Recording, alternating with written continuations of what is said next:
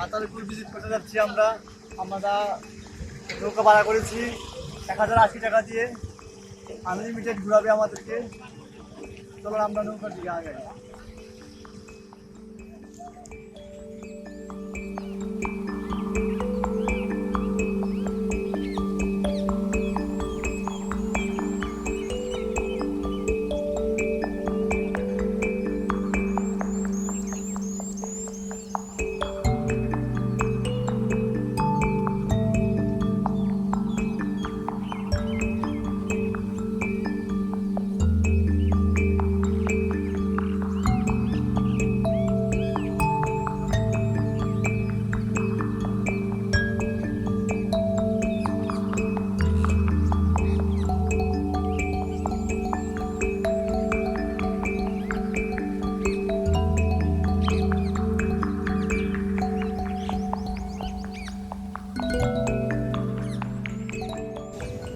আমরা এখন আছি রাতারগুল শ্রাম ফরেস্টে।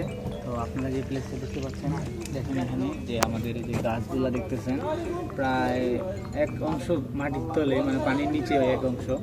তো এটা অনেক একটা নিরিবিলি পরিবেশ, অনেক সুন্দর। এখানে আপনারা দেখেন গাছ একদম গা দিয়ে ঘেঁষে যাচ্ছে। এখানে এত পরিমাণ গাছপালা, আর এখানে গাছপালাগুলো অনেক সুন্দর। এগুলো কী গাছ আমি সঠিক বলতে পারতেছি না, কিন্তু এখানে বিভিন্ন ধরনের গাছ আছে, সকল প্রজাতির। বাঁশ গাছ থেকে শুরু করে সব প্রকার গাছ পাবেন, বিভিন্ন ফলের গাছও পাবেন এই জায়গায়। তো জায়গাটা অনেক সুন্দর এবং অনেক নিরিবিলি। যারা শহর থেকে আসবেন, শান্ত পরিবেশ খুঁজতেছেন, তারা অবশ্যই এই জায়গাটাতে এসে ঘুরে যেতে পারেন। কারণ এই জায়গাটা এতই নিরিবিলি যে এখানে আপনি আসলে পোকামাকড়ের আওয়াজ শুনতে পারবেন। যদি আমরা কানে শুনতেছি এই জন্য টের পাচ্ছি না, কিন্তু আপনারা যখন আসবেন তখন অবশ্যই খেয়াল করবেন। এই যে দেখেন আমি ঘুরে আসি, বুঝতে পারতেছি না, গাছ মাথার উপর দিয়ে যাচ্ছে। তো সতর্কতার সাথে চলাফেরা করবেন। আর পরিবেশটা অনেক সুন্দর। এখানে আপনারা আসলে এই জায়গায় আপনাদের নৌকা ভাড়া করতে হবে। প্রথমত আপনাদের সিএনজি দিয়ে আসার কিছুক্ষণ পরে নৌকা ভাড়া করতে হবে। তো এখানে নৌকা ভাড়া এক একজনের কাছ থেকে এক এক রকম নিবে। আপনারা মনে করেন 1000 থেকে শুরু, এর উপরে নেয় বেশি। তো আপনারা চেষ্টা করবেন যত সর্বনিম্ন যে রেটটা, এই রেটে নেওয়ার চেষ্টা করবেন। আর আসলে সকাল সকাল আসবেন, তাহলে পর্যটক কম থাকে। আর যত সময় বাড়ে ধীরে ধীরে পর্যটকও বাড়ে, এবং কি তখন আপনার মানে নিরিবিলি যে পরিবেশটা, এটা আর পাবেন না। তো এই জায়গায় আসলে অনেক সতর্কতার সাথে আমরা ঘুরতেছি, কারণ জানি না কখন কি বিপদ ঘটে। গাছগুলো অনেক নিচে, একদম মাথার কাছে গাছ। তো দেখেন, আপনারা দেখতে থাকেন, ভালো লাগবে। আর আমরা এখন যাচ্ছি ওয়াচ টাওয়ারের দিকে। তো ওয়াচ টাওয়ারে যাওয়ার পরে সেখান থেকে আমরা রাতারগুল যতটুকু দেখা যায় আমরা দেখার চেষ্টা করব আপনাদেরকে। আশা করি ওয়াচ টাওয়ার থেকেও অনেকটা দেখা যায়, কিন্তু উপর থেকে আমার মনে হয় একদম জঙ্গলের ভিতরে ঘোরার যে মজাটা, এই মজাটা উপর থেকে আপনারা নিতে পারবেন না। কিন্তু উপরের দেখার মজা এক, জঙ্গলের ভিতরের মজা আরেক। তো আসেন, আসলে আপনারা অবশ্যই ওয়াচ টাওয়ারেও যাবেন। তো আমরা চলেন ওয়াচ টাওয়ারে যাই। ওয়াচ টাওয়ারে যাওয়ার পরে আবার দেখা হচ্ছে।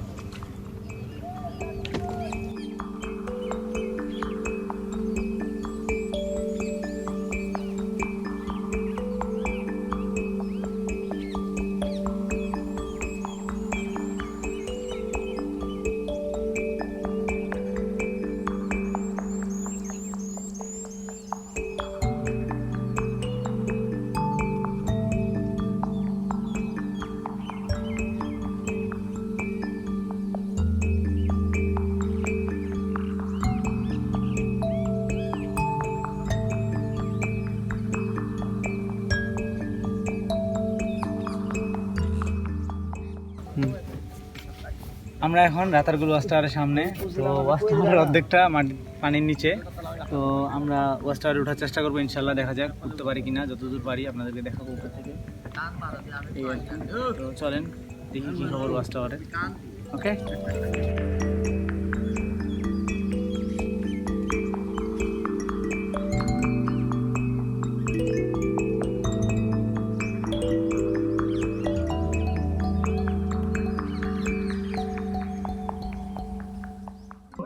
আমরা ওয়াচ টাওয়ার দেখার জন্য আসছিলাম। এই যে আপনারা আমাদের পিছনে যে এই টাওয়ারটা দেখতে পাচ্ছেন, এই যে দেখেন, এই যে এটা হচ্ছে এখানকার ওয়াচ টাওয়ার, বুঝছেন।